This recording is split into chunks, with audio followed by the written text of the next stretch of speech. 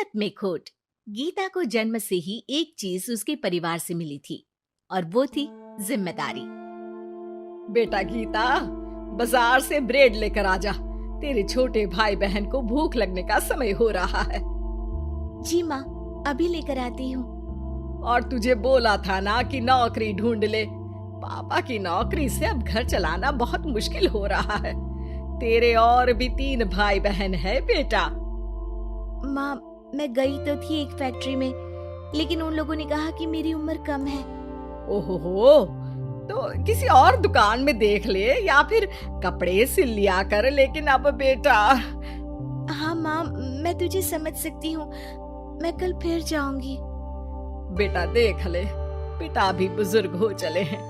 मैं कभी कभी सोचती हूँ कि 4 घर का काम पकड़ लूं, लेकिन ये समाज। गीता माँ को गले लगाकर वहां से चली जाती है।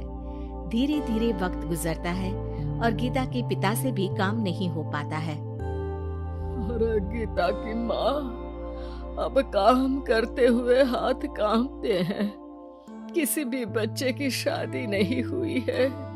चिंता होती है, पता नहीं घर कैसे चलेगा। तभी पास की मौसी उन लोगों के घर आती है।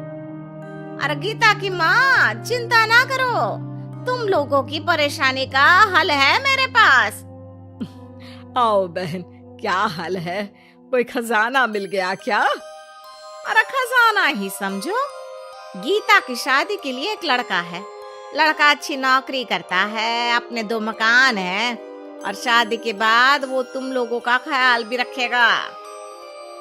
ऐसा क्या देख लिया गीता में उसने जो इतना सब करने को तैयार है? अरे भाई साहब, अब आप लोगों से क्या छुपाना। लड़के की पहली बीवी का स्वर्गवास हो चुका है और 2 छोटे बच्चे भी हैं। अरे क्या बोल रही हो मौसी? नहीं नहीं, मैं ऐसी जगह अपनी गीता की शादी नहीं करूंगी। हाँ, मैं भी गीता को किसी ऐसे घर में नहीं भेजूंगा जहाँ 2 बच्चे पहले ही हो। देखो, गीता मेरी भी बेटी जैसी ही है। अरे लड़का बहुत ही शरीफ है, हो सकता है उसके भाग्य में गीता हो। वो याद नहीं, बच्चे इतने छोटे हैं कि असली माँ और सौतेली माँ में फर्क भी नहीं समझेंगे। अरे लेकिन गीता ही क्यों?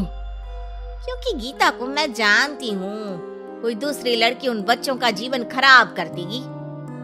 काफी मनाने के बाद और हालात को देखते हुए गीता की शादी गणेश के साथ हो जाती है। गीता, मैं ऑफिस जा रहा हूँ। तुम्हें कुछ चाहिए तो मैं ले आऊंगा। मुझे कुछ पैसे दे दीजिए, मैं घर जाना चाहती हूँ। अरे लेकिन बच्चे। आप बच्चों की चिंता मत करिए, वो भी नानी का घर देख लेंगे। गणेश को गीता की बात अच्छी लगती है। वो उसे पैसे देकर ऑफिस चला जाता है। गीता दोनों बच्चों को लेकर माँ के पास जाती है। अरे मेरे नाती और नातिन, कितने प्यारे बच्चे हैं गीता। हाँ माँ, ये तो दोनों बच्चे मेरे ही हैं। चलो जाओ, अपने मामा और मौसी के साथ खेलो। फिर क्या था, गणेश के बच्चों को ननिहाल और गीता को अपने घर को पालने के लिए गणेश का सहारा मिल जाता है। माँ, ये पैसे ले ले, इनसे तू घर की टूटी छत बनवा लेना और राशन डाल लेना। और हाँ, मैं ना ये कपड़े भाई बहनों के लिए लाई हूँ। धीरे धीरे गीता का घर भी संवरने लगता है। वो अपने ससुराल में भी अच्छे से रहती है और फिर गीता को एक बेटा होता है। गीता, तुम चाहो तो अपनी माँ को यहाँ मदद के लिए बुला सकती हो। फिर क्या था, गीता की माँ बेटी के घर आ जाती है। लेकिन अब उसकी माँ गीता के बेटे और गणेश की पहली बीवी के बेटे से भेदभाव करने लगती है। अरे सारा दूध तू ही पी जाएगा, चल छोटे भाई को दे गिलास। लेकिन नानी, ये तो मेरा दूध है, वो अपना ग्लास खत्म कर चुका है। अरे चुप, बिल्कुल चुप, बड़ा आया मेरा गिलास वाला। तभी वहां गीता आ जाती है। माँ, ये क्या बोल रही है? वो छोटा है और बहुत दूध है किचन में। अरे बहुत है तो क्या सारा इस सांप को पिला देगी? अपने बेटे का ख्याल रख, कल को तेरे 2 घर में से एक का हक मांगेगा तो क्या करेगी? माँ, तो दोनों का ही तो हक है ना प्रॉपर्टी में। अरे ना बेटा, सारा हक इस छोटे का है। तू समझती नहीं, कल को बड़ा होकर ये तेरे बेटे को जान से भी तो मार सकता है। अब माँ सारा दिन गीता को गणेश की पहली पत्नी के खिलाफ कान भरती। अब गीता भी माँ के रंग में रंग जाती है। एक दिन, सुनिए ना, हम लोगों के 2 घर हैं, एक घर क्यों ना मेरे बड़े भाई को दे दे, उसकी शादी हो गई है। और फिर हमारे तो दोनों बच्चे छोटे हैं, बड़े होंगे तब तक तो वो घर हमारे काम का नहीं है ना जी। सीधा साधा गणेश क्या कहता, वो मान जाता है और फिर गीता का भाई उसके एक मकान में शिफ्ट हो जाता है। गणेश के ऑफिस जाने के बाद गीता गणेश की पहली पत्नी के बेटे से कहती है, सारा दिन खेलते रहते हो, पढ़े नहीं तो काम पर लगा दूंगी, समझे? बेटा, जो अब सौतेली माँ से सहम चुका था, एक फैक्ट्री में जाता है। साहब, कुछ काम मिलेगा? बेटा, मुझे एक ऑफिस बॉय की जरूरत है, लेकिन तुम तो अच्छे घर के लगते हो। हाँ हूँ बे, लेकिन फिलहाल काम की तलाश है। बेटा एक फैक्ट्री में चपरासी बन जाता है और एक दिन दुखी गणेश का स्वर्गवास हो जाता है। अब तो तेरे पापा भी नहीं रहे, चल निकल इस घर से।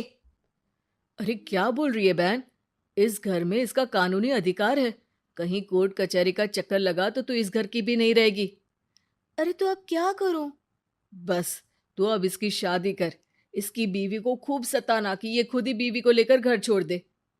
गीता को भाई की बात जंच जाती है, लेकिन कहते हैं ना कि पाप का घड़ा तो भरता ही है। बेटी की शादी के बाद उसकी बीवी सास से भी 4 कदम आगे निकलती है। ए, क्या सारा दिन सोती रहती है, कोई काम नहीं है क्या? चल निकल इस घर से और अपने पति को भी लेती जा। हाँ हाँ, तो चली जाती हूँ। वैसे भी ससुर जी के 2 मकान हैं, तो एक तो हमारा ही है। बस अब तो आप हमें अलग ही कर दो। आय हाय, कल की आई छोकरी, मकान दे दूं? अरे वो तो मेरे भाई ने तेरे ससुर से खरीदा था पूरे नकद पैसों में। अच्छा, तो कागज दिखा दो और जो मकान बिकने में पैसा आया उसमें हिस्सा दो, तभी घर खाली करूंगी। सास का पारा 7वें आसमान में चढ़ जाता है, लेकिन करती भी तो क्या, ना तो उसके पास कागज थे और ना ही पैसे। और हाँ सासू माँ, वो मेरी शादी में जो भर भर के जेवर पहने थे ना आपने, वो भी इनकी असली माँ के हैं। उन जेवर पर भी मेरा अधिकार है। देखा था मैंने अपनी पहली सास के फोटो में वो गहने पहने हुई। कितनी सुंदर थी वो, कितना जच रहा था उन पर ये सब। सास तो बहू की बात सुनकर दंग रह जाती है। हे भगवान, ये तो बहुत ही तेज है, इससे पंगा लूंगी तो ना घर की रहूंगी ना गहनों की, और पैसे भी हाथ से चले गए। अब क्या था, गीता को सालों बाद उसका तोड़ मिल जाता है। अब घर में सुख शांति हो जाती है।